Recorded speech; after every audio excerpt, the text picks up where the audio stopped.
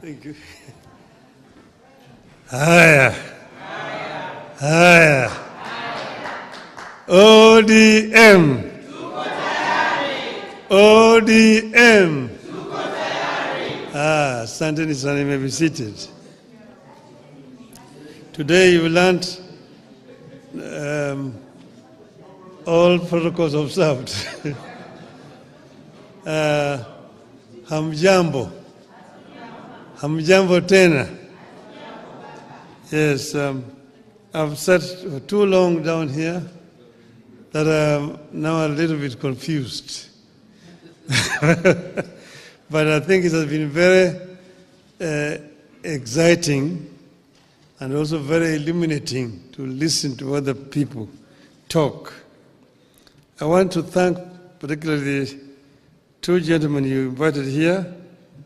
That is Polycarp Omolo Chilo and Dr. Oscar Otele from the University of Nairobi. I found their contribution very informative indeed, and with a lot of humor and good touch. And I also want to thank everybody else who has contributed in this discussion today. It was a wonderful session. We thought that it is necessary for us, before you go back, to have a PG, because you have not had a PG where you also brought the party leadership to talk to you together. And we felt that we should do it before the end of the year, particularly before we go for the Jamboree in Mombasa. So I'm not going to bore you with a very long speech. There's a few things that I put together that I want to say. About a year ago, we got together with the UDA party to help steady the ship of the Kenyan nation that had been hit by extreme turbulence and faced a reality of collapse. Some people may not even know exactly where we were, but because I had a first inside impression of what was happening, we were very much almost on the precipice. Because as you see, after so many days of demonstrations, you saw that eventually the military were on the streets. And they were on the streets, of course, they were fairly civil to the Wananchi at that time. But that was because they had not been given instructions. And you know, there is what you always all the time talk about, the chief of defense forces. Once the military are given instructions, they execute. And we are almost there. We're almost there. So he said it's better to have a country that is civil, where leadership can be replaced through the ballot rather than through the bullets. And that was one of the reasons why we did what we did at that time. The coming together started informally, with some of our members joining the government. We later formalized the arrangements through a memorandum of understanding signed publicly with UDA and shared widely with the public. This far, a core agenda of our coming together has been achieved. We have a stable and peaceful country.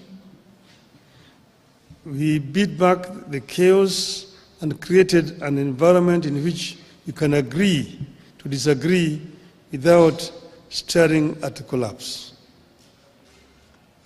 I recognize and appreciate the role our MPs continue to play in the realization of this noble goal of preserving the nation. As I've said before, whatever the differences and misgivings we have as parties or leaders, we must have a country first. Only then can we set about discussing how to perfect the nation's imperfections and even who is to lead the nation. This is a core belief of our party. We stand for and with the country and act in the interest of the people of Kenya. I am convinced that Kenyans want Kenya to stand, and we stand with them on this. Ronald Reagan used to tell Americans, and I quote, "If you ever forget that we are one nation under God, then we will be a nation gone under," unquote. As Kenyans, we know only too well what happened to nations that went under. Some took too long to come back, others never made it back at all. Kenya must never tempt that fate. As a party, we must never be ashamed to remind the people that we can never accept collapse as an alternative path to power. We must never be shy to remind the country that as a party, we have pursued compromise before and will pursue it whenever necessary in the interest of the nation. We had the option of taking it out to the bitter end in 2007-2008. All we needed was to insist that we would not engage in any talks with our opponents. But we saw the danger of Kenya collapsing, and we opted for compromise for the sake of Kenya. We steadied the ship when the gridlock threatened the Uhuru Kenyatta administration. In order to make the country move forward and pass some of the agenda that was seen to be pro-people between 2018 and 2022, ODM had lent a hand. We asked for no titles or positions in return. We insisted only on better policies and programs for the people of Kenya and reforms so that we would not witness the repeat of what had happened in 2017. History indicates that each time the leaders of this country have come together, some great things happen. We got the 2010 Constitution because we made compromises with the President Daniel Arap Moi and made him appreciate that it was in his interest, as well as the country's, to midwife a new constitution. We achieved more under the Grand Coalition government than under the NAC regime. The NAC regime swept to power in a wave of popularity, but quickly got hijacked by isolationists and quickly lost the plot to tribal demagogues.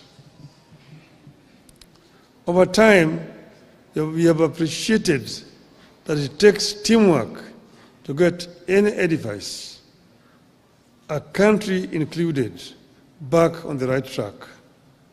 Today, we are again seeing early fruits of cooperation between political parties. By blending what ODM has always believed in with what ODA believes in, we came up with their widely accepted 2025-2026 budget. Thanks to the ODM experts.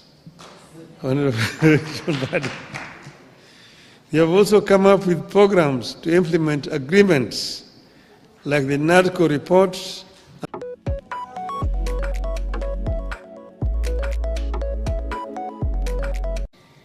The ability to make compromises without compromising the core values and the goals is yielding fruits.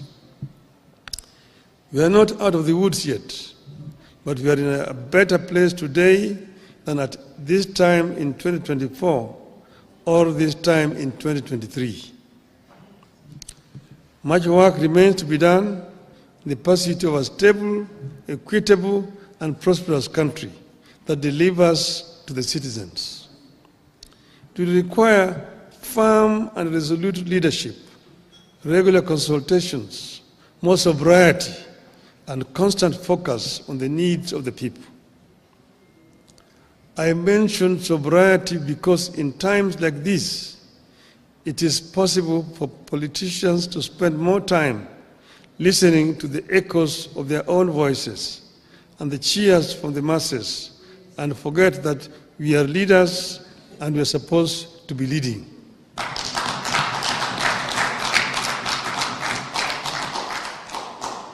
In times like this, it is possible to be lost in competing campaigns or populism and forget that leading means making decisions that may sometimes invite booing instead of cheers. I have been there. I've been cheered and have been booed. I was once set up against the people when I set about clearing the ground for the Thika superhighway and the bypasses around Nairobi. Today, everyone claims credit for Thika superhighway and the bypasses. My colleagues in Parliament once disowned me when, together with KANU, I championed the Constitution Review Commission that laid the groundwork for what became the 2010 Constitution, and which everyone claims credit for today. So my appeal to you, as we embark on some of the legislative agenda coming up, is that you should never feel powerless or feel like giving up because populists around you are seeking popularity at the expense of leadership.